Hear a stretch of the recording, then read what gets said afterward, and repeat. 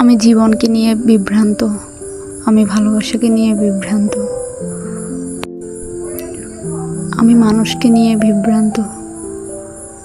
ভাবতেছেন হয়তো এই কথাটা কেন বলছি, কারণ জানি নিঃশ্বাসের কোনো বিশ্বাস হয় না, মানুষ যে কোনো মুহূর্তে মৃত্যুবরণ করতে পারে।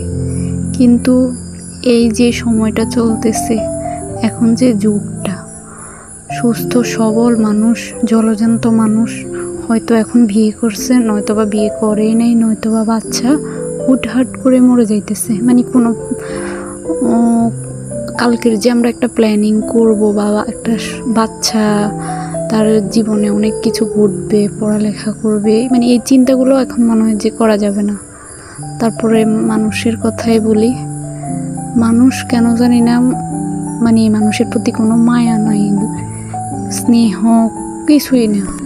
মানুষ কিভাবে পারে মানুষকে খুন করতে বলেন তো?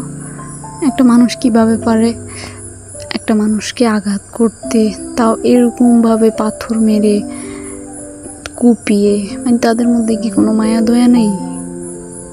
আবার ভালোবাসার কথা বলতে গেলে আমি তাতেও বিভ্রান্ত। দেখেন না, অহরহ ফেসবুকে ঢুকেন, ইউটিউবে দেখেন, ঘটনা ঘটতেছে যে প্রতারণা, স্বামী স্ত্রীর সাথে প্রতারণা করছে, নয়তো বা স্ত্রী স্বামীর সাথে প্রতারণা করছে। আসলে কি হচ্ছে আমাদের জীবনে এগুলা? কালকে ফেসবুকে দেখলাম একজন মা তার সন্তানকে ঘুমের মধ্যে মেরে ফেলছে। আচ্ছা, ওই মাটা কি ওই সন্তানকে জন্ম দেয়নি? আর যদি দিয়েই থাকে তাহলে উনি কিভাবে পারছে?